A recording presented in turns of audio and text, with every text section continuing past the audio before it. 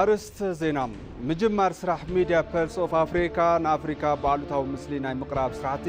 ንምምካት ንጥቀመሉ መሳርሒ ምዃኑ ቀዳማይ ሚኒስትር አብይ አሕመድ ተዛሪቦም ኣብ 2018 በጀት ዓመት ዘተኣማምን ዕብየት ቁጠባ ንኽምዝገብ መንግስቲ ጠመተ ሂቡ ክሰርሕ ይክብሉ ፕሬዚዳንት ታዬ አጽቀሥላሴ ገሊጾም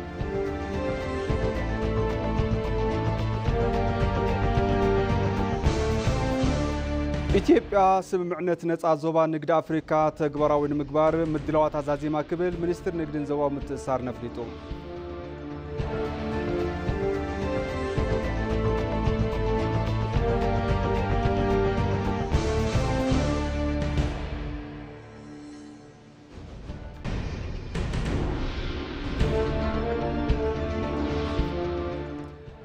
سلام طعنا بلي زخوركم تملكتنا كميتم سيول كساعات حدا خوينو كم تلمود مع زينة حزنا مزينا لنا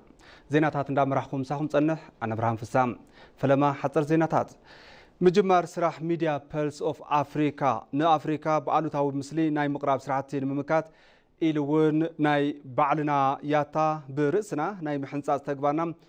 الناس نعلو تغامي سقمتي كبلو قدامي منستر أبي حمد تزاريبهم ولاكوا أفريقيا سفيحن عميقون هافتي زلوا أحجور تكون برم مبزحتو جزء كم عقم زيب الله تجرايا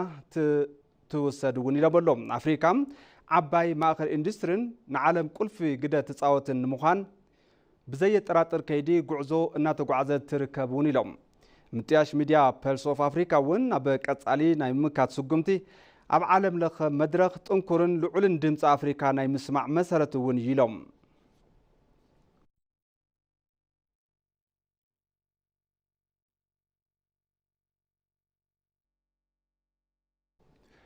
ممحدار كتما أديس أبابا مس مقداير إثيوبيا نمسرح زخل سند سممعنت كتيمم كنتيباتي ممحدار أداني شاببي مس وانا فتسا مسرح أي تمسفن تاسون عبالات مانجمنت بمخان بوسن وحازروبان سرعة المعات كوريدارن عدد الساليتم تن كنتيبا بستود مقدي بحبار نمسرح زخل سند سممعنت كتيم نايلن أتي سممعنت بقندو لمعات كوريدارن وسن روبان زلمعو حدش تبواتا توريزم ناي مفلات بزي أبيلو تربحنت ستوك أوفر توريزم كب مبال نايتا كتما حدش مفلي زخونم نيو فيس أوف أفريكا مفلات مخانوين حبيران اللوم بتوسخي مرقاقات دحننت آفيشنن أبتا كتما استفال عليهم حبراون سبتو كورن سرعتي بحبار مسرح زت أمتن كم زخونم قليسان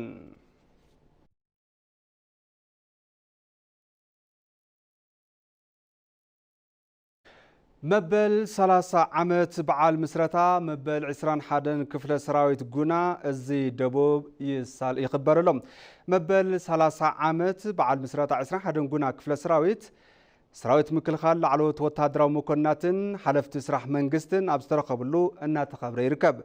أبا كل الأوروميا كتما باتو ناتخبره حبزركب بعال مسرتا مكتل لعلواي تاماجرشوم حيلتا سراويت جنرال أباباو تادسن كالوت لعلوت وتهدراوي مكناتن ترغيبهم يوم كابزي بتوساقي لعلوت حلفت سراح فيدرالن كللن أوروميان أبا قداتاتن حدثن كيتاتن كاموغن حبرة سوتكا بمركابهم قلقالو زينا إثيوبيا تسبسيبهم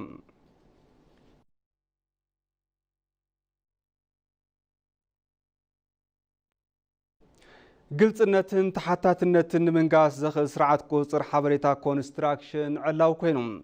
منيستر كتامان مسارة لمعاتن بقرب أوان علاوي بمقبار ناب تقبار زاتو حقراوي انيشيتيف ترانسفورميشن اندستري كونستراكشن مسارة بمقبار يوتي سرعات معبيل زولوم منيستر كتامان مسارة لمعاتن جالتو ساني تي سرعات أب عودي النوبة أقلقلوت بصريت نمهابن سرعات قوصر نمزمانن فلي قده زتصاوتي كبلات زاريبن وانا دايركتور بعال مزي كونستراكشن إثيوبيا مسفن نقاو بقدوم دحنتو زحلو سرعات لووت نكهلو زقل كم زخنا حابيروم يوم عودي كونستراكشن أب جي دي بي زلو كساب 20 ميتاو زبت حابركتو ناب 24 ميتاو كب مبال زقل كم زخنا ون تاقليس اللهم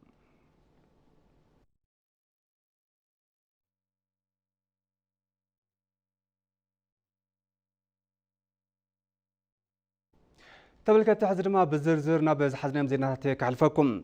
أبا 2018 بجت عمت زت من عبيد قطبة نخمزجب መንግስቲ ጠመት ሂቡ ክሰርሕ ይክብሉ ፕሬዝዳንት ታዬ አጽቀሥላሴ ገሊጾም ዘፈራት ሕርሻን ኢንዱስትሪን በቲ ትጽቢት ዝግበረሎም ልክ ንዓብዪ መንግስት ሓገዝ ከም ዝገብር እውን ገሊጾም እዮም ንጸብጻብ ባየ ሙላት ሙሉ ብርሃን ግርማይ ከም ስዕብ ክተቕርባ እያ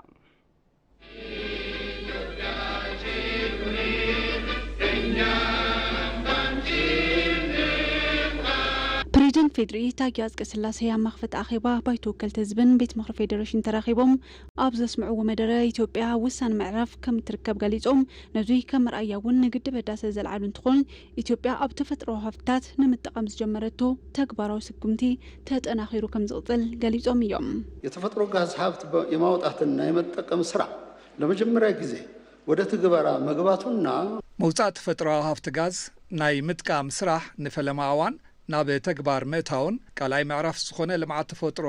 ጋዝ ተጀሚሩ ሃገርና ካብ ዕድጊት ድኹዒ ዘናግፍ እንትኾን ንጎራብቲ ሃገራት እውን ዝለዓለ በርክቶ ኣለዎ እዩ እዞም ስራሕትታት ልምዓት ኣጠናኺርና ንቕጽል እንተዳ ኮይና ብልጽግና ሃገርና ዘይተርፍ እዩ ኣብ 2018 በጀት ዓመት እውን ዘተኣማምን ዕቤት ቁጠባ ንክህልው መንግስቲ ጠመት ሂቡ ከም ዝሰርሕ ገሊጾም እዮም በያዝነው ዓመት ድህነት ከሚፈጥረው እንግልት በመውጣት ወደ አስተማማኝ የድገት ምዕራፍ ለመሸጋገር ኣብ ዝሓዝናዮ ዓመት ድኽነት ካብ ዝፈጥሮ ምንግልታ በመውጻእ ናብ ዘተኣማምን ምዕራፍ ዕቤት ምስግጋር መንግስቲ ጠመት ሂቡ ክሰርሕ እዩ ኣብ 2018 በጀት ዓመት 900 ሓፈሻዊ ዕቤት ምህርቲ ንምርጋጽ እውን ክሰርሕ እዩ እዚ ዕውት ንክኸውን እውን መንግስቲ ምህርቲ ብጽሬትን ብዕቤትን ብዓይነትን ክዕቢ እዩ ተወዳዳሪ ንግዲ ወጻኢ ወይ ድማ ዕቤት ኤክስፖርት ቅልጡፉን ቀጻልነትን ዘለዎ ቁጠባ ንምህናጽ ብዘኽእል ብርኪ ተግባራዊ ክኸውን እዩ መሰረት ቁጠባ ብምስፋሕ ኣብ ኩሎም ዘፈራት ዕቤት ትጽቢት ከም ዝግበር ፕሬዝዳንት ታዬ አጽቀሥላሴ ዝገለጹ እንትኾን ብፍላይ እውን ኣብ ዘፈር ሕርሻ መንግስቲ ጠመት ሂቡ ከም ዝሰርሕ ገሊጾም እዮም የምግብ ዋስትናን ከማረጋገጥ ባሻገር የምግብ ሉዓላዊነታችንን የምናጸናበት ዘመንም ይሆናል ውሕስና ምግቢ ካብ ምርግጋጽ ብተወሳኺ ላዕላውነት ምግቢ ነጽንዓሉ ዘመን ክኸውን እዩ ኣቕሚ ወለዶና ብምጥንኻር ሕርሻ ካብ ጽግዕተኝነት ዝናብ ንምንጋፍ ክስራሕ እዩ እታወታት ሕርሻ ኣብ ውሽጢ ዓዲ ብምፍራይ ብፍላይ እውን እቲ ዝተጀመረ ህንጸት ፋብሪካ ድኹዒ ምጥንኻር ቀንዲ ጠመተና እዩ ቅድሚ ዝተወሰነ መዓልትታት እምነ ኹርናዕ ዝተቐመጠ እንትኸውን ነዚ ዕውት ንክኾን ዝገበሩ ቀዳማይ ሚኒስትር ዶክተር አብይ አሕመድ ኣብ ቅድሚ ባይቶ ወከልቲ ህዝቢ ዝለዓለ ምስጋናይ ምቕራብ ይፈቱ ኣብ ዘፈር ኢንዱስትሪ ዘጋጥሙ ማሕለኻታት ብምፍታሕ ብፍላይ እውን ዘፈር ውልቀ ተሳተፍቲ ቁጠባን ክኾኑ መንግስቲ ሓገዝ ከም ዝገብር ገሊጾም እዮም ለግዝሉ ዘርፍ ምቹ ሁኔታ መፍጠር በኢንዱስትሪው ዘርፍ ጉልህ ተሳትፎ እንዲኖረው ይደረጋል ተሳትፎ ውልቀ ዘፈራት ዝውስኹ ኣካይዳታት ብምህናጽ ኢንቨስትመንት ምስፋሕ ክሰርሕ እዩ ሃገርና ንዘበናት ካብ ዝመጸትሉ ዘይጠቅም ኣካይዳ ነጻ ብምውጻእ ክሳዳ ቅንዕ ተብለሉ ዓቕሚ ክህነጽ እዩ ዘፈር ቱሪዝሙን ቁጠባ ሃገር ብጽሒቱ ንኽዋጻእ መንግስቲ ከም ዝሰርሕን ሓፈሻዊ ዕቤት ቁጠባ ኢትዮጵያ ኣብ 2018 ዓ.ም 900 ከም ዝኸውን ገሊጾም እዮም ምኽባር ናብራ ንምንካይ ብዝተሰርሑ ስራሕቲ ውፅኢት ምምዝጋብ ከም ዝተኻእለም ፕሬዝዳንት ፌደሪ ታዬ አጽቀሥላሴ ተዛሪቦም ኣሎም ንጸብጻብ ሳምሶን ገድሉ ዳሃብያሲን መንግስቲ ኣብ ዝሓለፉ ዓመታት ጽዕንቶ ናብራ ዜጋታት ንምፍኻስ ዝተፈላለዩ ስራሕቲ ክሰርሕ ጸኒሑ እዩ ዕዳጋ ንምርግጋእ ካብ ዝተሰርሑ ስራሕቲ ብዝሓለፈ ዝተሓተ መጠን መሃያ ክብ ምባል ብሰንኪ ናህሪ ዋጋ ኣብ ሰራሕተኛታት ዝበጽሕ ጽዕንቶ ንምፍኻስ ስራሕቲ ምውጋኖም ፕሬዝዳንት ፌደሪ ታዬ አጽቀሥላሴ ኣብ ክልቲኡ ቤት ምኽርታት ናይ ሓባር ኣኺባ መኽፈት ኣብ ዝገበርዎ መደረ ሓቢሮም የኑሮ ውድነትን ለመቀነስ በተደረገው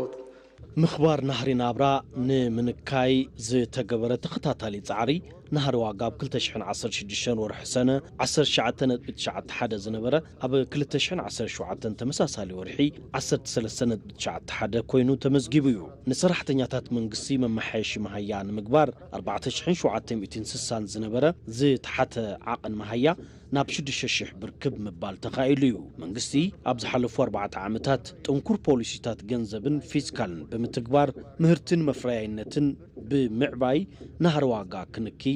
ልዑል ጻዕሪ ገይሩ እዩ ብሕርሻ ከተማን ማዕዲ ሌማትን ዝተሰርሑ ስራሕቲ ኣጠናኺርካ ብምቕጻል ኣብ 2018 ጽዕንቶ ናብራ ዜጋታት ንምፍዃስ ከም ዝስርሐውን እቶም ፕሬዚዳንት ኣመላኺቶም በዚህ ዓመት የዋጋ ግሽበቱ ወደ ነጠላ አሃዝ እንዲወርድ ኣብዚ ዓመት ናህሪ ዋጋ ናብ ንጽል ኣሃዝ ንኽወርድ ክግበር እዩ መፍረያይነት ብምዕባይ ቀረብ ብምምሕያሽ ዓቕሚ ምትንታን ናህሪ ዋጋ ብምጉልባት ስርዓት ዕድጊት ብምዝማንን ብሕርሻ ከተማ ማኣዲ ጸጋታት ሌማት ብልምዓት ስርናይን ብዓቕሚ ምፍራይ ኢንዱስትሪ ዝተረኸቡ ውፅኢታት ብምሕላው ጽዕንቶ ናብራ ዜጋታት ንምፍኳስ ክስራሕ እዩ ስእነት ስራሕ ምፍዃስ ምኽባር ናብራ ንምርግጋእ እቲ ሓደ ኣንፈት ምዃኑ ዝሓበሩ እቶም ፕሬዚዳንት ብሴፍትኔት ዝነብሩ ዜጋታት ናብ መፍረያይነት ምዕባይ ናይ 2018 ዓመተ ምህረት አንፈት መንግስት ምዃኑን ሓቢሮም ዘላቂ በቂና ጥራት ያለው የስራ ዕድል መፍጠር ዘላቂ ብቁዕን ጽሬት ዘለዎን ዕድል ስራሕ ምፍጣር ፈላማይ ተግባር መንግስቲ እዩ ዝኸውን ብሓገዝን ሴፍትኔት ዝነብሩ ዜጋታት ናብ መፍረያይነት ንኽሰጋገሩ ክግበር እዩ ልዑል ስራሕ ዕድል ናይ ምፍጣር ዕድል ዘለዎም ዓውድታት ብምፍላይን ብምሕጋዝን ንብዙሓት ዜጋታት ኣብ ውሽጢ ዓድን ወፃእን ዕድል ስራሕ ክፍጠር እዩ ኣብ 2018 ዓመተ ምህረት ፍርያትን መፍረያይነትን ብምዕባይ ናህሪ ዋጋ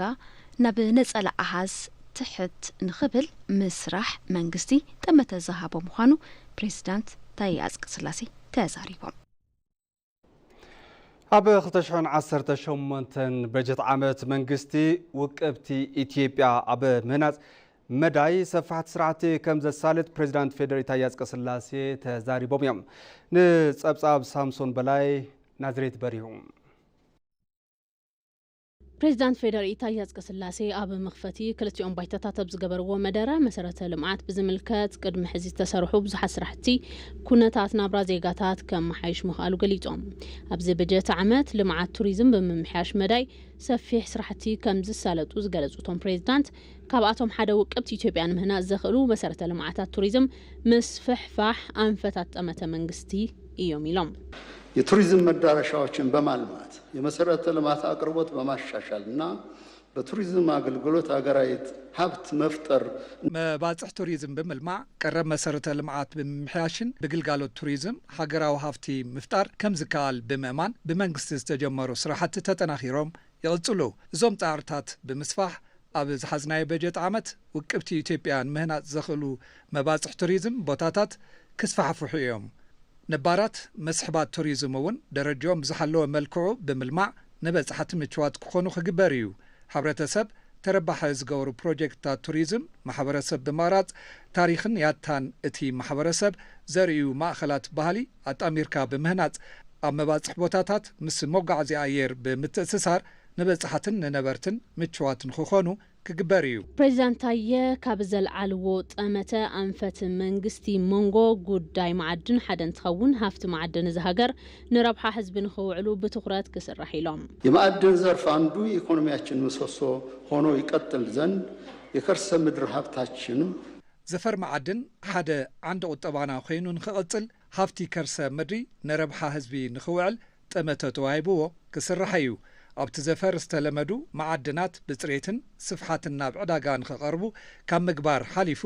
እታወት ዝተወሰኾም ምህርትታት ናብ ዕዳጋ ክቐርቡ እዮም ሓደሽቲ ህንጻታት ልምዓት ማዕድን ክትትል ብምጥንኻር ኣብ ቁጠባና ልዑል ጸጋታት ዝውስኹ ተግባራት ብጥቡቕ ቁጽጽር ዝምርሑ እዮም ብተወሳኺ ቀረብ ሓይሊ ኤሌክትሪክ መሰረተ ልምዓት ማይን ቴሌኮምን ብምስፋሕ ኩነታት ናብራ ዜጋታትን ተረባሕነትን ንምርግጋጽ መንግስቲ ብቆራጽነት ካብ ዝሰርሓሎም ዘፈራት መንጎ ተጸራሕቲ እዮም ኢሎም በ2018 በጀት ዓመት አጠቃላይ የሀገር ውስጥ መንገድ አውታር ሽፋን ለማሳደግ ይሰራል የአየር ትራንስፖርት መዳረሻዎችም ይስፋፋሉ የባቡር ትራንስፖርት ኣብ በጀት ዓመት 2018 ዓመተ ምህረት ሓፈሻዊ ሽፋን መንገድታት ውሽጢ ዓዲ ንምዕባይ ክስራሕ እዩ መባጽሕ መጓዓዝያ ኣየር እውን ክስፋሕፍሑ እዮም ዘፈር ሎጂስቲክስ መጓዓዝያ ባቡር ዕዙዝ ግደ ክህልዎ ክግበር እዩ ድሌት ሓይሊ ኤሌክትሪክ ህዝቢ ንምዕጋብ መሰረተ ልምዓት ተሓዳሲ ሓይሊ ኣብ ቀጸልቲ ዓመታት ክህነጹ እዮም ኣብ ኩሉ ክፋል ሃገርና ቀረብ ኤሌክትሪክ ንኽስፋሕፋሕን ተበጻሒ ንኽኸውንን ክግበር እዩ ንንግዲ ሰደድ ወጻኢ زقرب حيل إلكتريك بمعباي نزباو متأثر قطبا مسرت كنبر يو شفان تيليكومنيكيشن بمسفاح قلقالوت ناب ملا محبر سبنا تبتصحي ክኸውን እዩ ዕቤት ቁጠባ መገለጣፍን ናብራ ዜጋታት ምምሕያሽ ጨመተ መንግስቲ ምዃኑ ዘላዕሉቶም ፕሬዚዳንት ኣብዚ ዝተተሓዘ በጀት ዓመት መንግስቲ መሰረተ ልምዓት ኣብ ምስፋሕ መዳይ ብትኹረት ከም ዝሰርሕ ገሊጾም መሰረት ህልውና ኢትዮጵያ ዝኾነ ጉዳይ በሪ ባሕሪ ንምርካብ መንግስቲ ኣበርቲዑ ከም ዝሰርሕ ተሓቢሩሎም መንግስቲ ምስ ጎረቤት ሃገራት ብሓባር ከም ዝሰርሕ እውን ተገሊጹሎም አባዲ ደመቀ ተወሳኺ ኣለዎ ኢትዮጵያ በአባይና በቀይ ባህር መካከል የምትገኝ ሀገር ነች። እጣ ፋንታዋና መጻኢ ዕድሏም ከሁለቱ ውሃዎች ጋር በእጅጉ የተቀራኘ ነው። ኢትዮጵያ ኣብ ዝሓለፉ 30 ዓመታት ኣብ ቀይሕ ባሕሪ ዝነበራ ግዛኣት ዋንነት ኣፍ ደገ ባሕሪ ዝሰኣነትሉ መንገዲ ኣብ ታሪክ ዓለም ካብ ዝተረኣዩ ከይድታት ዝፍለ ምዃኑ ይግለጽ። ኣብቲ ዞባ ሰፊሕ ግዛኣትን ዶብን ዝነበራ ኢትዮጵያ ብዝተዛብዐ ፖለቲካዊ ውሳነ ሕጋዊ ብዝኾነ መንገዲ ብዘይ ኣፍ ደገ ባሕሪ ክትተርፍ ብምግባር ኣብ ቁጠባዊ ማሕበራውን ፖለቲካውን ሃገር ቀሊል ዘይበሃል ጽልዋ ዘሕደረ እዩ። ብዘይ ሕጋውን ትኽክል ብዘይኮነን ኣገባብ ኢትዮጵያ ዝሰኣነቶ ዋንነት ኣፍ ደገ ባሕሪ መሊስካ ንምውናን ዝከኣለሉ ዕድልን መሰልን ከም ዘሎ ተንተንቲ ይሕብሩ። መንጽር ታሪኻዊ ቁጠባዊ ጂኦግራፊያዊ ዓሌታውን ሕጋውን ትሕዝቶ ኢትዮጵያ ኣብ ዞባ ቀይሕ ባሕሪ ኣፍ ደገ ናይ ምውናን መሰልን ዕድልን ከም ዘለዋ ይግለጽ። ካብ ግዘ ናብ ግዘ ዝዓቢ ዘሎ በዝሒ ህዝቢ ኢትዮጵያ ብኣቆጻጽራ ኣውሮፓውያን 2030 150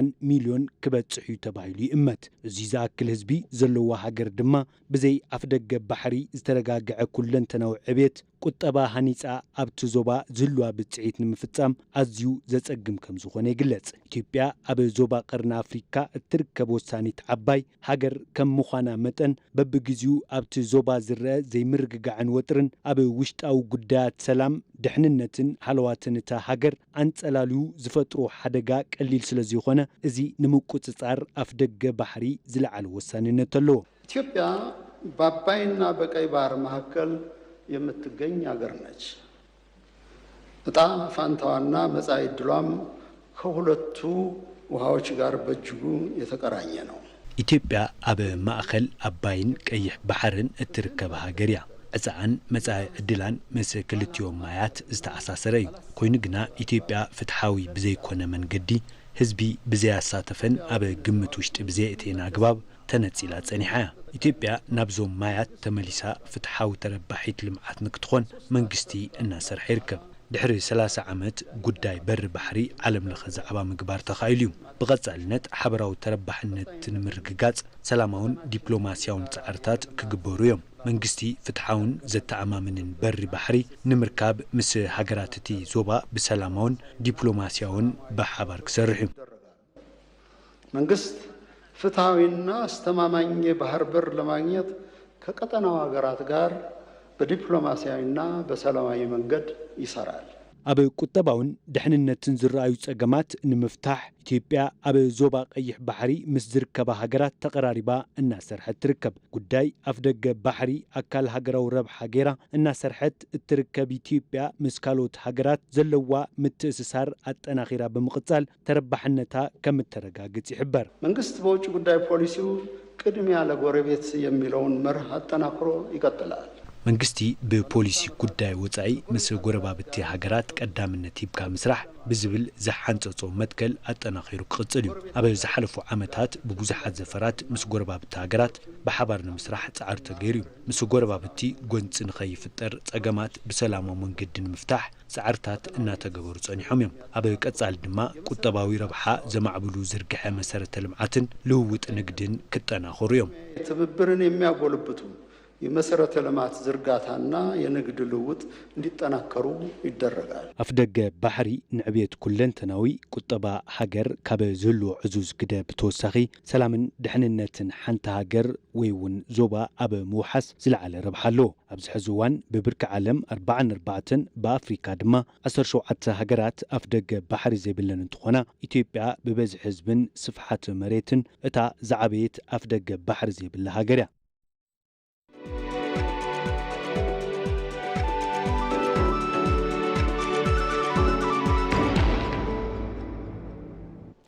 تملكتي زين عدقة يغزل إثيوبيا سمعنت نزا قطنا نقد أفريقيا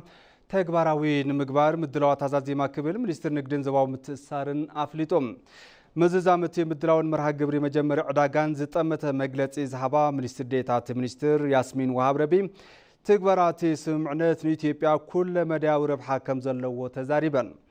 እቲ መርሃ ግብሪ 29 መስከረም 2018 ዓመተ ምህረት ከም ዝጅምር ድማ ሓቢረን ኣለዋ መሰረት እዚ ኣብ መገዲ ኣየር ኢትዮጵያ ካርጎ ስጋ ትክልትን ፍራምረን ከምኡውን ብትራንስፖርት ምድሪ ቡን ፍራፍረን ኣዝርእቲ ቅብኣትን ናብ ኬንያ ሶማሊያን ደቡብ አፍሪካን ከም ዝለኣኽ ኣብሪሄን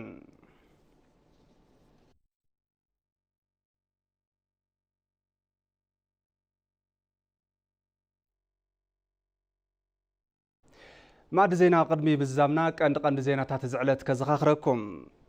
ምጅማር ስራሕ ሚድያ ፐልስ ኦፍ አፍሪካ ንአፍሪካ በአሉታዊ ምስሊ ናይ ምቕራብ ስራሕቲ ንምምካት እንጥቀመሉ መሳርሒ ምዃኑ ቀዳማይ ሚኒስትር አብይ አሕመድ ተዛሪቦም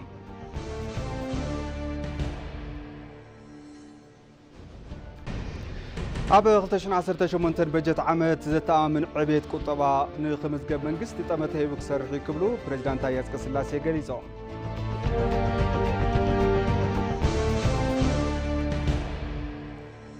ኢትዮጵያ ስምምዕነት ነፃ ዞባ ንግዲ አፍሪካ ተግባራዊ ንምግባር ምድላዋት አዛዚማ ክብል ሚኒስትር ንግድን ዘባው ምትእስሳርን አፍሊጦም ባርከስ ተመልከቲ ማዕድ ዜና በዚ ዛዘም ስለምክታልኩም አዝዜና ነመስግን ሰላም